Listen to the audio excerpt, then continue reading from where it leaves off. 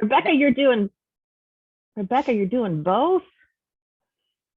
Yes. Yes. She says, I like it. I like this stuff. It's good. We appreciate you. We actually,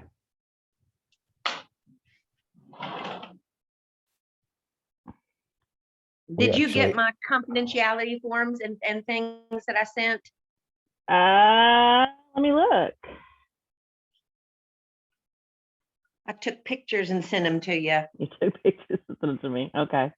I can't figure out how to make my scanner on my printer work at all. Oh, that's not good. And it wasn't a fillable file, so. Yeah, no, I don't know why I don't have it as a fillable file, but I don't, and I don't have like Pro to fix it. all right. What's that one? It is 12 o'clock. We are going to wait till 12:03.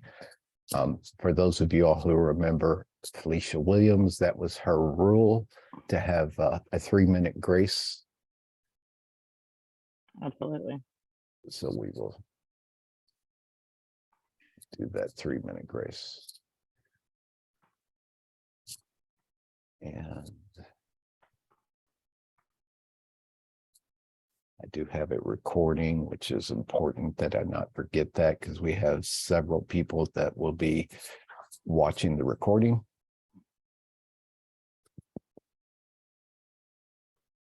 And it's hilarious. I'm not used to this whole admitting people thing. So if you see me, I'm keeping an eye on folks that I have to actually admit. You'll do better at it than I did.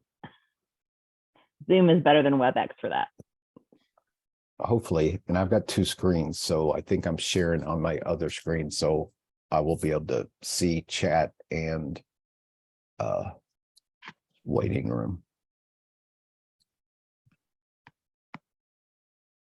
So it's 12:02. We got another minute or so before we start. Just one more.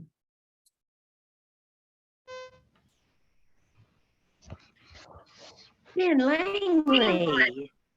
Hello, hello. Hi, Ben. Hey, Good to see you. it is good to see you. How are you? I'm good. I think I about you really often. miss you. I miss you so too. miss you. I miss you too. I see all your posts and everything though, so I kind of keep up. Good. Well, you are so missed, my dear friend. Well, you know, that you can do what TJ did and what Bethany did, you know, just call me, send me an email, ask me to be a part of something. And, you know, I might say yes. I'm doing consulting work. Then. I'm doing consulting work for Evolve 502 also. So yay, that's good news. I'm staying busy. Good. Of this old home reunion. It is 12:03 though. I think we want to respect your all's time, so we will get going. Antonio, you are up. Alrighty. Share my screen.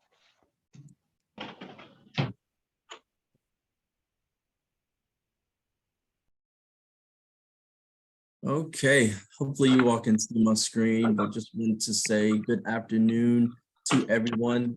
We do recognize that this is the lunch hour, so if you have to go off the screen and eat your lunch, please feel free to do that. We will also have a recording of this that we will send out as well for your reference, but we'll go ahead and get started. So first off, welcome. Thank you all for joining us at this time. We also want to thank you all for volunteering your time and your energy and efforts towards this. There's one, we definitely can't do it on our own, and two, we also want to make sure that we are doing this as equitable as possible. So thank you all for lending your expertise and your time to us. And so here's a quick rundown of what we're going to talk about today. We have the timeline that we're going to go over, such as the RFP process, go over a little bit about the background, discuss confidentiality in this process and conflicts of interest and the purpose and the why behind this RFP, and also a run through of the scoring matrix, pretty much what you are going to be doing for us, right? And then at the end, we will have time for a Q&A. So for the timeline, as we all know, the application closed on February 10th after it opened on January 23rd. Our orientation, of course, is today, which is what we are going over. And then the review period will start on Monday, February 20th, and will end on March 2nd. Okay, so that's about 2 weeks that we will have in order to get these scored. And then our funding recommendations to our community impact cabinet and to our board, that will happen in the month of March after we do our reviewing. And then we will have funding letters to go out to everyone in the first 2 weeks of April. So everyone that applied, even if they did or did not receive funding, will get a notification. Okay. Smooth transitions. This is me. Just a little background. The actual application process was open, January 23rd to February 10th. A week ago, last Friday, we had 126 organizations. It was a two-step process. They had to ask for credentials and then they had to successfully complete the application. 126 organizations asked for credentials. 108 organizations were able to complete applications enough to be reviewed. That's like an 85% completion rate. Of those organizations, 99 are serving Jefferson County, 11 are in Southern Indiana, and 6 are either in Bullitt, Oldham, or Shelby County. We had over $7 million was requested for first year funding of this 2-year grant application. So just FYI, we are definitely committed to funding the first year and have the funding for that available. The second year, we have all intents and purposes of funding folks for that second year also. So that's like $14 million, over $14 million in request. We have $1 million available. So you guys in your review are extremely important to us to get that down from 7 million to 1 million. Each of you all will have 10 or less applications to review and score. Those applications were assigned to you randomly with one exception, and that is folks, we have committed that community members from each of the counties where applications come from will be reviewed by members of those communities.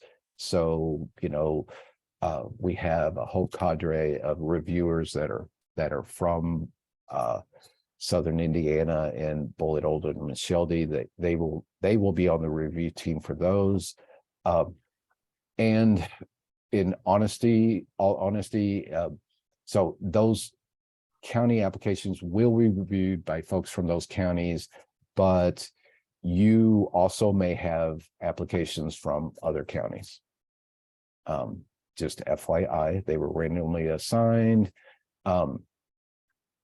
Each application will be reviewed by 3 people. Scores will be averaged and funding decisions will be based on your scores. And the review process is 100% online.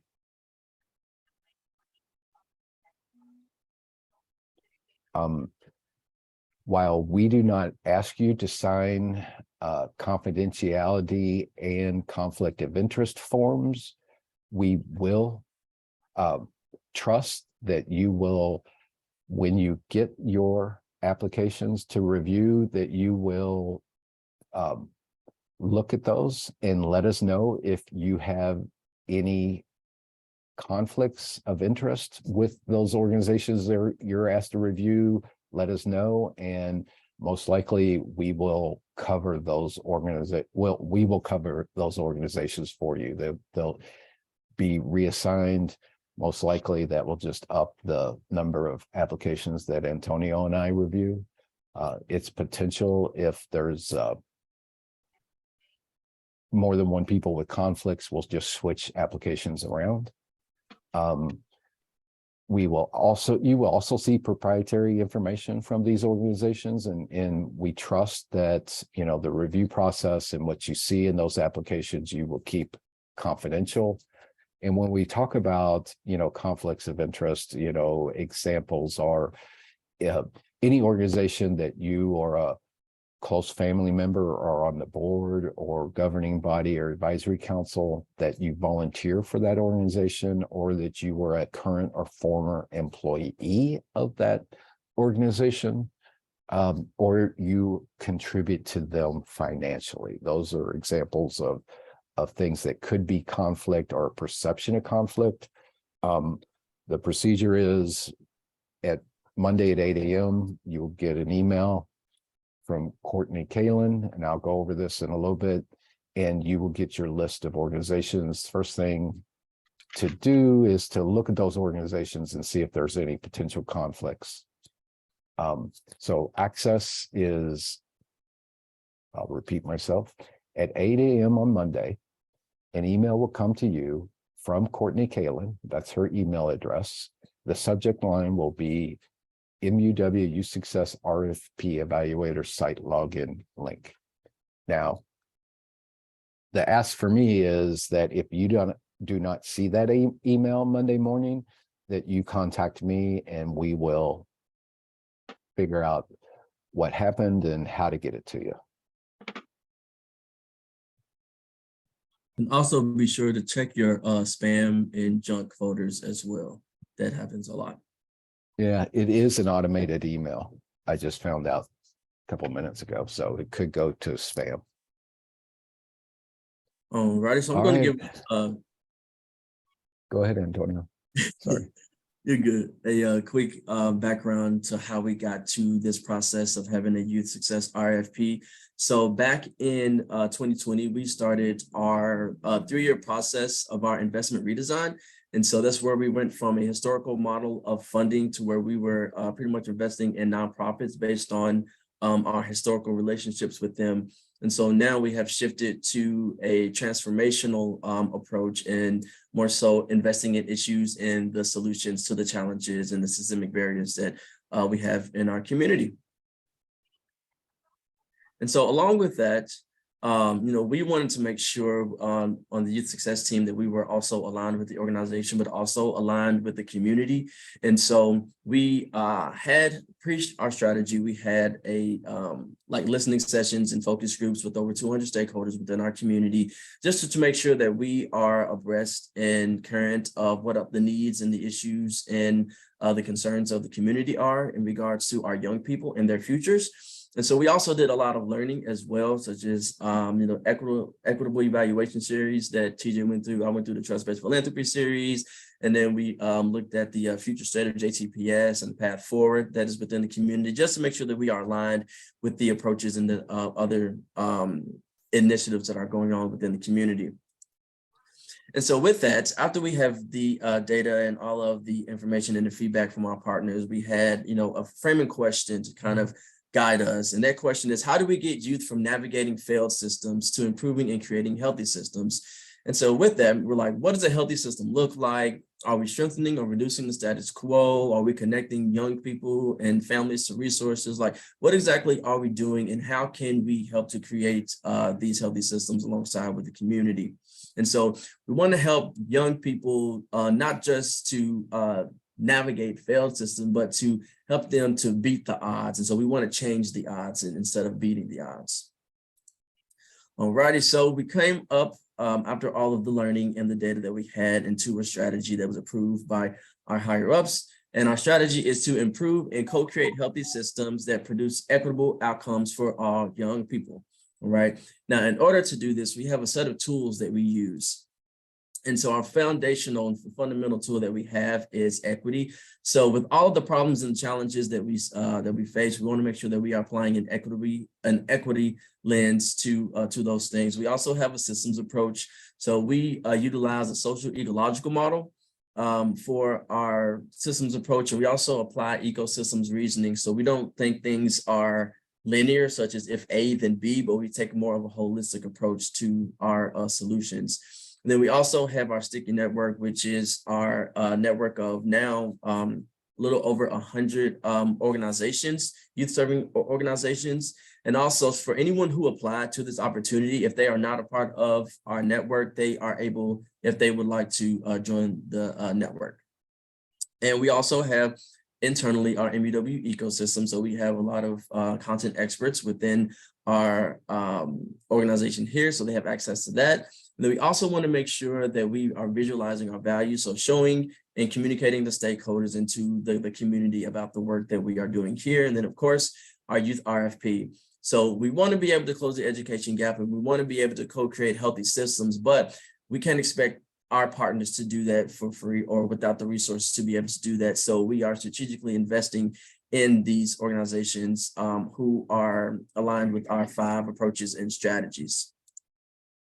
So our 5 strategies to closing the education gap are youth empowerment, transferable skills, youth wellness, family engagement, and academic support. So these are where the investments, so this $1 million is going towards these strategies here. So whenever you read the applications, there is a question on there that they will have to check and see which approaches that they are achieving with their programs.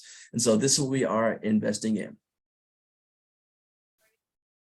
Alrighty, so the purpose and the why is so that we can advance our strategy in closing the education gap. And also we want to make sure that we are connecting young people to the organization, but also to resources within the community. And if you are not familiar with Metro United Way, we do serve 7 counties. So we want to make sure that this is something that we provided for all of our counties, since that is who we serve. And so we serve 4 counties within Kentucky, which is Bullitt, Shelby, Oldham, and Jefferson. And then 3 counties in Southern Indiana, which is Harrison, Floyd, and Clark. All right, and we also wanted to make sure that you all know that we are practicing trust-based philanthropy. So part of trust-based philanthropy is in the application process, we only ask what was necessary. So a lot of times organizations spend a lot of time trying to find all kind of records and going back and getting things for the applications, but we made it as streamlined as possible and only asked what was needed for us to be able to review and score these equitably. But also, also when I had talked about the transitioning from transactional to transformational, we have support beyond the dollar. So it's not just we're just handing over dollars. So we have access to mental health supports for our organizations, capacity building supports, and also access to MUW as well. And within the network, we also can conduct check-ins and also have relationships with our partners as well. Right, I'll hand it back over to TJ. All right. So materials that you will receive in an email this afternoon are hard copies of the actual Word document with the youth success application, so you can see the questions all at once. We will also send you a hard copy of the scoring rubric, which will probably be helpful after you see the run through. And we are going to send you a youth serve by budget table. In section 4, one of the points on the scoring rubric are number of youth served, but as part of our mission towards equity, we want you to evaluate the number of youth served, not just by numbers, but in context to the size of the organization, right? So, that table will help you score that 1 point on section 4 about youth served. And we just go ahead and send you a copy of the slide deck from today's presentation. So those will come to you in an email this afternoon, I promise. And I am now going to run through the online scoring platform and show you what it looks like. And then basically after that, we're just gonna field questions that you will have. All right. This, I got an advanced email from Courtney Kalin. So I had advanced access to the scoring platform. So it's from Courtney. The subject line is MUW Success RFP Evaluators Site Login. And it says, hello, TJ. And it has a couple of links, one to my email, one to Courtney for technical questions, me for other types of supports. But this one right here says Secure Evaluators Portal. When you click that, it goes straight to the evaluation portal. Each of you get your very own login to your site, right? In your site will have the applications that you will be evaluating and access to scoring those. Be sure to read the yellow box, which talks about confidentiality and conflicts of interest, because by using the portal, you agree to these. There's actually a link to a PDF that is kind of the technical instructions for using the site, which is always not a bad idea. Now, so once you get past the user agreement and the instructions, I hope that you can see up here are 4 tabs: home, evaluation forms, my profile, and log off.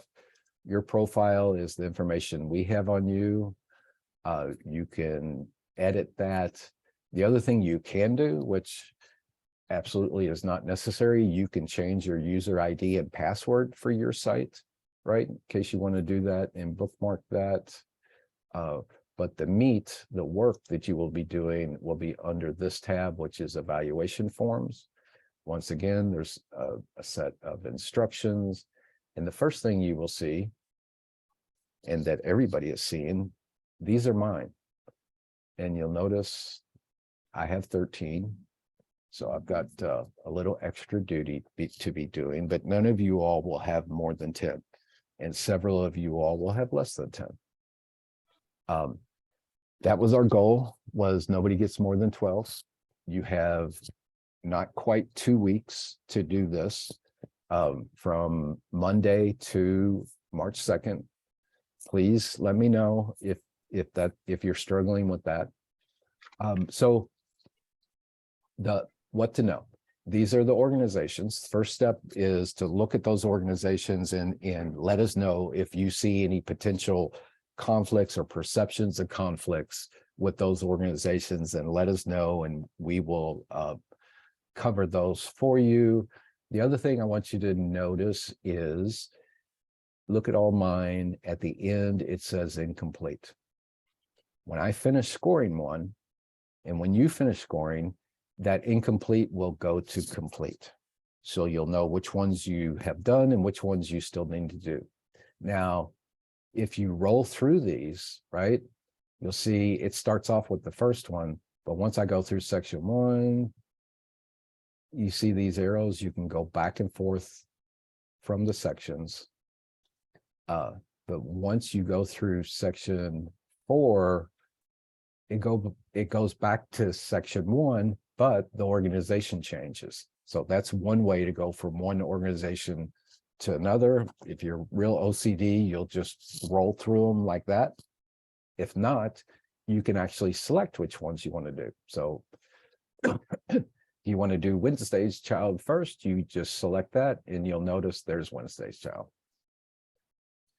I'm going to use Big Brothers and Big Sisters as my example. So at the top, it has the first section is equity focus that you will be scoring, and it gives you the definition of what the equity focus is. And then these lines here that have a little, what do you call that? A dash in front of them those are the four kind of scoring lines for that section, right? And then it talks about the rating scale. I was going to say it's a 5-point rating scale, but I think literally it's a 6-point rating scale, because you can give them 1 through 5 plus 0. And this, so it starts with 0, that's not good. 5 is exemplary, right? And there is also an opportunity to put in notes, and Metro, so the first section is about equity. Metro United Way is on a mission to drive equity in our community. It is important and a part of all our applications.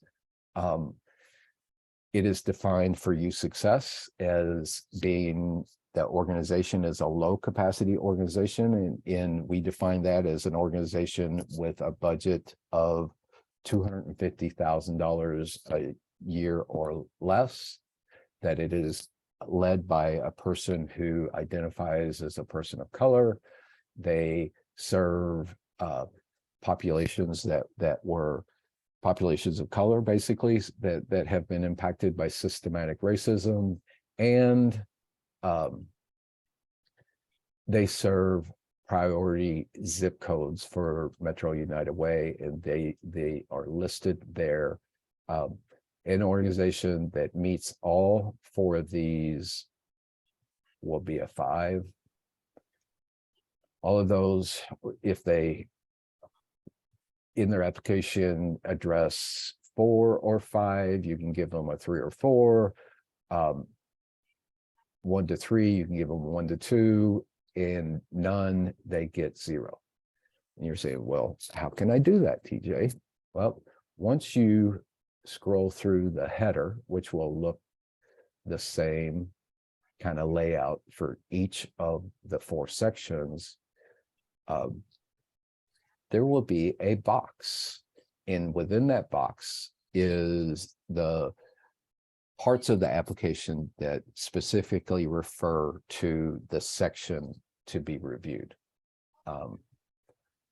And for this first one, it's literally all of them. So, you know, there's their budget for last year, which is definitely over 250,000. Their mission, their ask, you will see that. What counties they serve. Here is the section that we will use later that talks about which of the 5 strategies they address.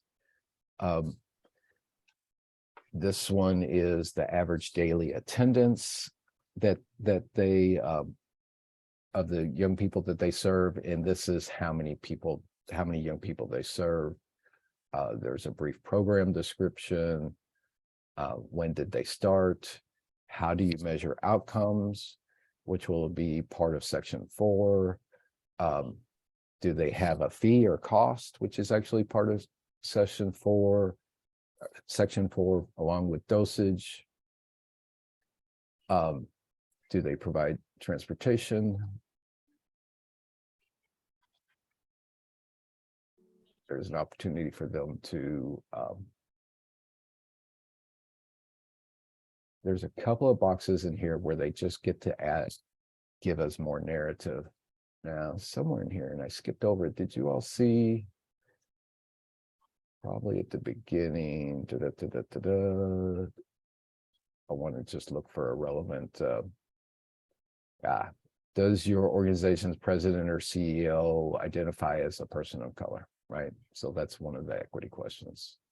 And then for this one, it's going to really depend highly on a lot of the demographics, right? These are for young people that they served in the last complete program year, right? So you'll see, you know, for many of these sections, and there's one exception, the total will add up to 100%, right? these totals will add up to 100%. So you'll get to look at those and determine if they serve a high percentage of clientele that are affected by systematic racism. This one's important. Specifically, I think it's section 2. What barriers do the young people that they serve face? And this is the exception where,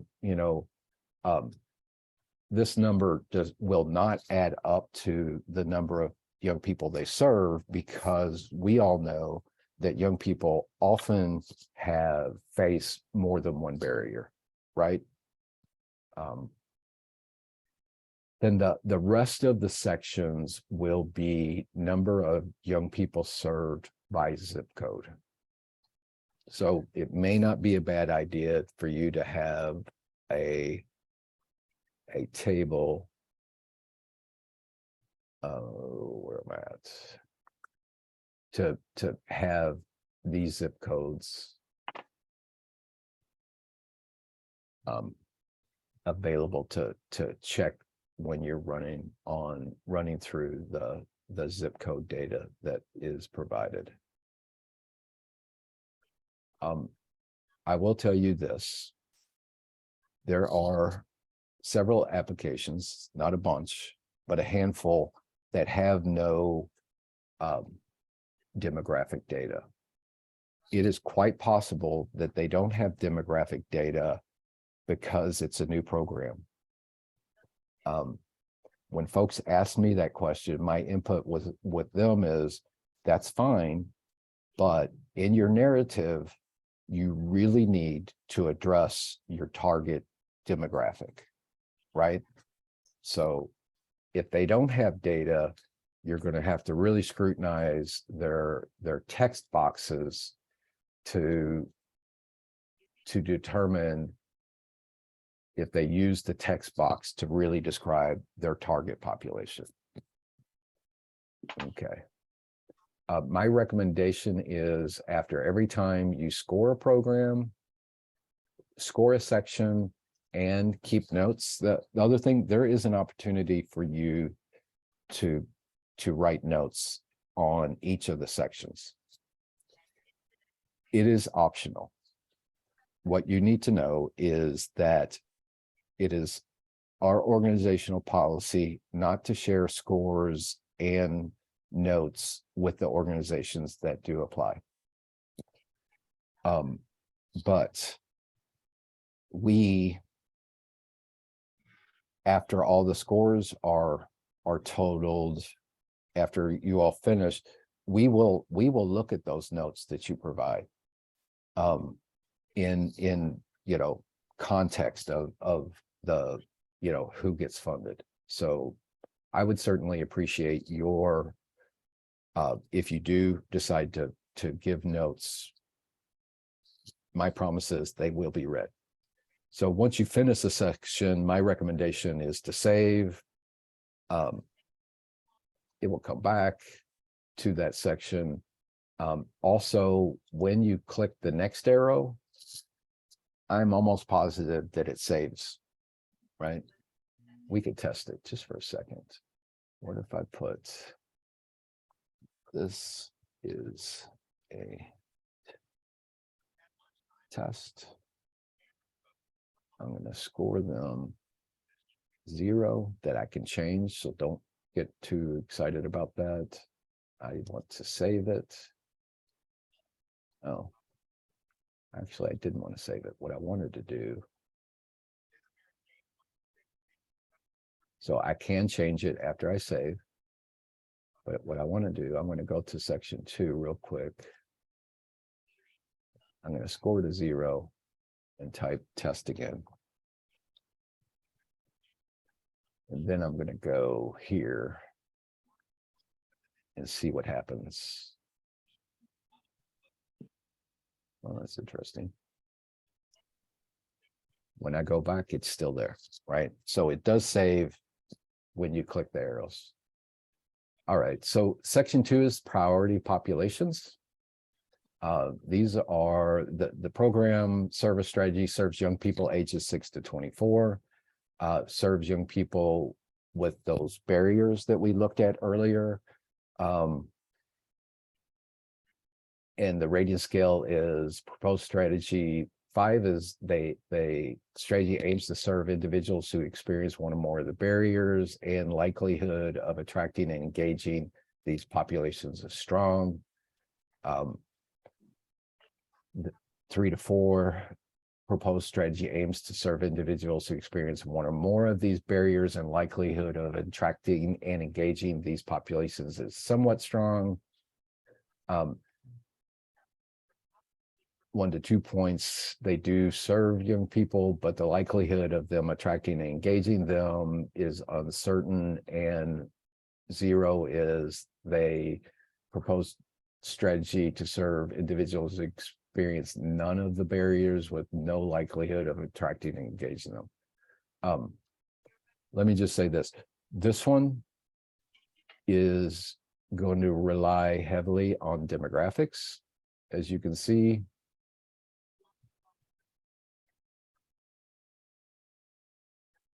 Including this barriers piece, right? But when you look at the second line of these, and the likelihood of attracting and engaging these populations is strong, moderate, that's where your judgment will come in, and that's where we will trust you all. That's why we recruited you all, because we feel that you all have a strong understanding of youth development and community-based organizations that serve young people. So this one, of all of them, is the one that trusts your all's knowledge and experience the most.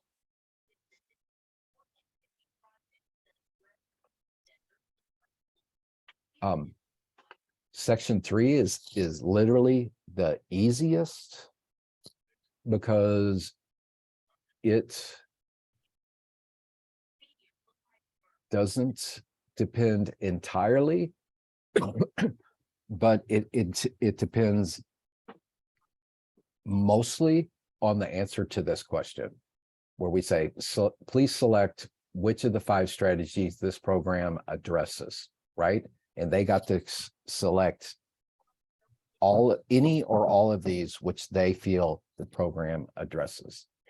Where your judgment will come in is your belief in their narrative that they actually do that, have a plan or strategy that they've articulated that reinforces this, right?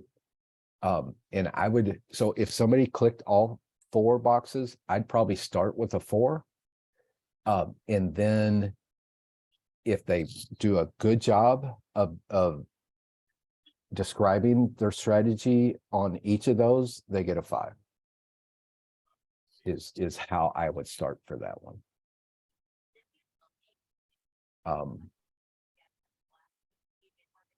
Now the next section is on youth development and access. The program strategy needs to have low barriers for participation, clearly defined youth outcomes, sufficient dosage. Examples of youth development and access include, and all these questions were specifically asked, the program described has a dosage of at least 30 hours. And they are asked to give us how many hours a young person for their program. If a young person was there every day, all day, how many hours would they participate? In my example to them was, it's an after-school program that runs Monday through Friday for 3 hours a day. That's 15 hours a week times 32 weeks, which is like about 230 something hours. That is what we mean by dosage. We asked this question specifically because the research says that the number of hours participating in a good program reflects the likelihood for positive outcomes. And the tipping point for quality programs was 30 hours, right? 30 hours is when a participation in a quality program is when they started seeing positive academic and social emotional outcomes for young people in that program. This one also includes, is the program free or low cost? Are the outcomes clearly defined and the measurement tools for determining those outcomes specific and articulated? Do they provide transportation? And is the number of youth served commensurate with the organization size? That's the question that we will send the table with kind of a what do you range for based on size of organization. And as you see, this one is entirely based on the application sections. There's no demographics that are needed. So within each section, this box gives you the parts of the application that you will need to review. That's section 4. That is my run through. I believe, Antonio, it is now time for questions and answers. Correct. If anybody has any questions or comments, concerns, we can go ahead and answer those for you. It's a lot of info, guys. Y'all ready?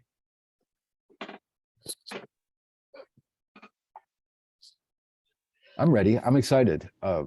We worked real hard to ensure there was an on-ramp for youth serving organizations in our community. I think, you know, we did our part, and now it's your all's part to help us decide who gets funded, basically. You guys were recruited specifically because we love y'all and we trust y'all. And that is true. Antonio and I will be available throughout this process if you have questions. I think you all have our contact info. We will send that in the email that goes out this afternoon. All right, y'all, questions? Somebody's got a question, at least one. I'll be happy to start. First of all, I'm honored to be in this space with some amazing people, and so it's good to be in this space. So thank you, TJ. I think the question I had, and I think you answered it, but as we are scoring the rubric, we can go back and as we're reading more, and we can go back and change what our scores were as we go through this process, right? Yeah. Okay. Unlike the application process where once somebody submitted, they couldn't go back and edit, there is no submit button. It's just a save button. And you can always go back. You know, once you get through 3 or 4, you could, if you're like me and you said, oh, dadgummit, I was really hard on that first one, right? You can go back. Okay. Yeah. I think once I get the rhythm, I'm sure things will change after I go through the first couple. So yeah, thank you.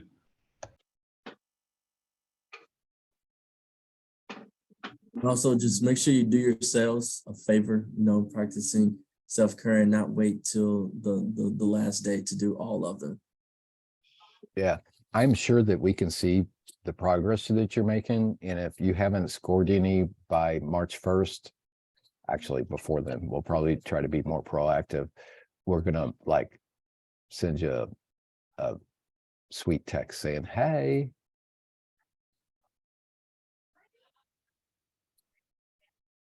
Also, TJ, somebody in the chat, I think it's Sarah, says, were applicants given the option to list org demographics, identity of the org leader as a person people of color or indigenous people to differentiate between native sovereignty and racial ethnic identities?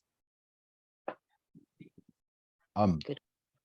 That's probably a no. I mean, you saw the question that we asked. It was basically about the president or CEO and do they identify?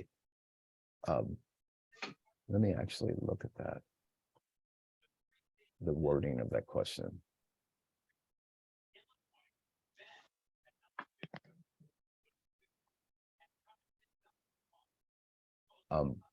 I will say this though. We are committed to being a learning organization. We can't necessarily fix what we asked in this RFP application process, but it says, does your organization's president or CEO identify as a Black, Indigenous, or person of color? That's how we asked it. Does that answer your question, Sarah?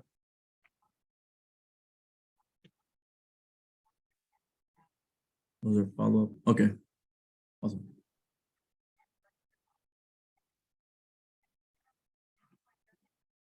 Ready? Anybody else? Any questions? Cool. Well, all right. Right. Yeah, we won't prolong anyone's time. Looks like it's about 12:46, so it's like you'll get 14 minutes of your day back. As CJ said, we will be available for any questions or comments that you all may have. So please don't hesitate to reach out to us, and we look forward to partnering with you all. And thank you all once again for volunteering to do this with us.